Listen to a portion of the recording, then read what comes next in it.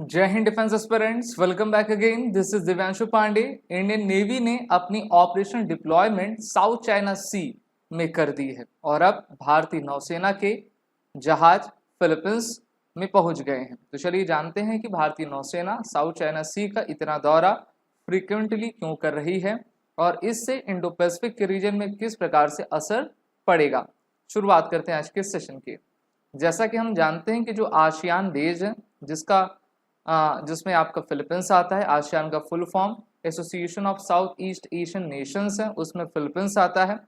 Philippines का relation Bharat के साथ काफ़ी अच्छा है और इस कारण से इंडियन नेवी के द्वारा एक ऑपरेशनल विजिट और डिप्लॉयमेंट साउथ चाइना सी में आपकी की गई है, जिससे कि दोनों देशों की जो नौसेनाएं हैं एक दूसरे के साथ कोलाबरेट करके अपने मैरीटाइम कोऑपरेशन को और भी आपका स्ट्रेंथन कर सकें।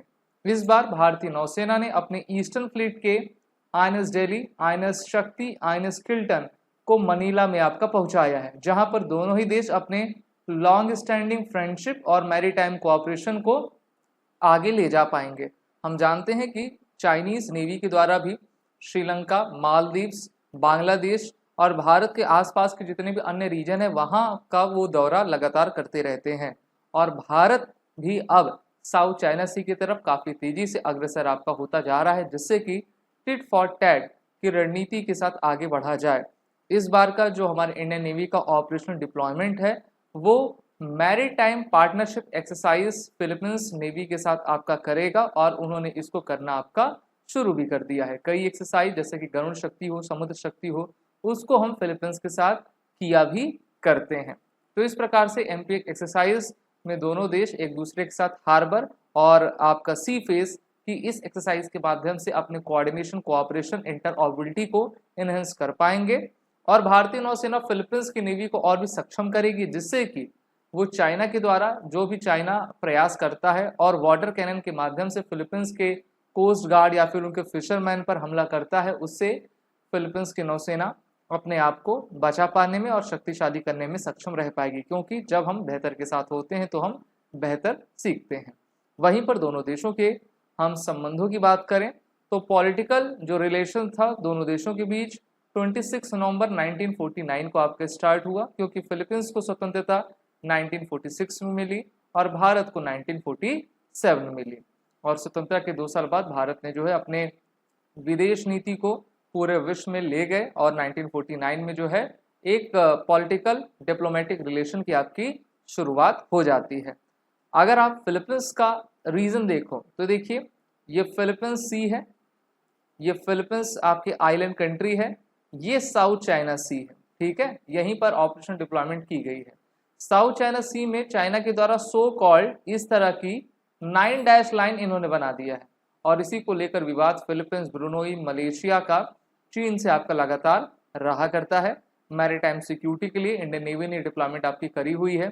दोनों ही देश अपने डेमोक्रेटिक कंट्रीज के वैल्यू के साथ इंडो पैसिफिक रीजन में एक कॉमन अप्रोच को आगे बढ़ाना चाहते हैं, जिसके माध्यम से वो फ्री, ओपन और स्टेबल रीजन को आपका प्रमोट कर सकें और यहाँ पर किसी भी देश की एक्सपेंशनिस्ट जो पॉलिसी है उसको बिल्कुल भी चलने ना दे।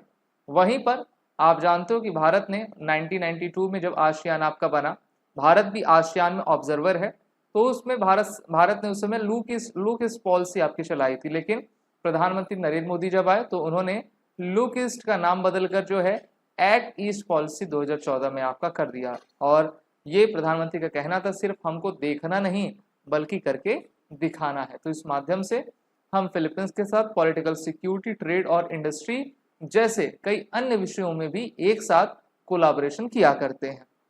भारत फिलीपींस का 15th लार्जेस्ट ट्रेडिंग पार्टनर है और 2022 में दोनों देशों के द्वारा $3 बिलियन का ट्रेडिंग आपकी की गई थी।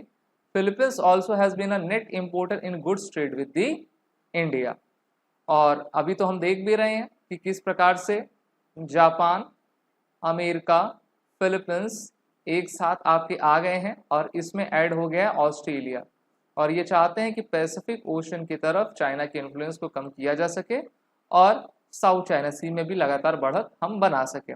अभी हाल ही में भारत के द्वारा फिलीपींस को ब्रह्मोस मिसाइल की आपकी डिलीवरी कर दी गई है, जिससे कि ब्रह्मोस मिसाइल के माध्यम से फिलीपींस की नौसेना और भी आपकी ताकतवर हो सके। तो यहाँ पर जो डैश डैश लाइन आप देख पा रहे हो, इसको हम सो कॉल्ड 9 डैश लाइन कहते हैं, और चाइना कहता है कि इस रीजन तक पूरा समुद्र हमारा है, और इसी को लेकर आपका विवाद मलेशिया, ब्रुनोई, वियतनाम, फिलीपींस का चीन के साथ रहता है।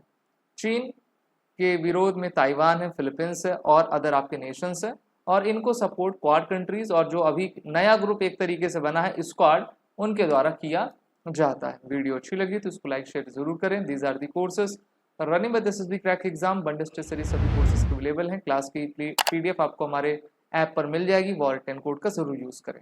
जय हिंद।